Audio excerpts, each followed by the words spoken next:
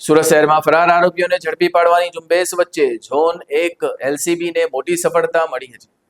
Puna police સ્ટેશનમાં નોંધાયેલા ₹25.50 લાખની છેતરપિંડી અને બનાવટી દસ્તાવેજોના ગુનામાં લાંબા સમયથી નાસ્તા ફરતા આરોપી મેહુલભાઈ ભરતભાઈ બલોચિયાને કામરેજ 4 રસ્તા પાસેથી પેસિફિક હોટલ પાછળથી ઝડપી લેવામાં આવ્યો છે. પોલીસના જણાવ્યા મુજબ ફરિયાદી પંકજભાઈ ગિરધરભાઈ રામોલિયાની 5 ફોર્સ એડવાઇઝરી પ્રાઇવેટ લિમિટેડ કંપનીમાં વર્ષ 2018 થી જાન્યુઆરી 2026 દરમિયાન આરોપીને કંપનીના હિસાબો, બેન્કિંગ વ્યવહાર અને રોકડ રકમની જવાબદારી સોંપવામાં આવી હતી. આ વિશ્વાસનો ગેરલાભ ઉઠાવી આરોપીઓએ કંપનીના ખાતામાંથી ₹25.50 લાખ પોતાના અંગત ઉપયોગમાં વાપરી સગેવગે કર્યા હોવાનો આક્ષેપ છે.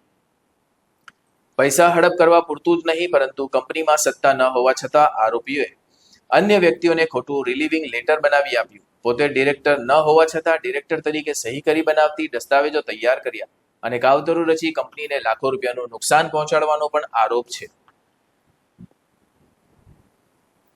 ઝોન 1 એલસીબીના હેડ કોન્સ્ટેબલ સહદેવસિંહ, મહિપતસિંહ અને કરણસિંહ શંકરસિંહને મળેલી બાતમીના આધારે આરોપીને ઝડપી પાડી આગળની કાયદેસરની કાર્યવાહી માટે પુણા પોલીસને સોંપવામાં આવ્યું છે.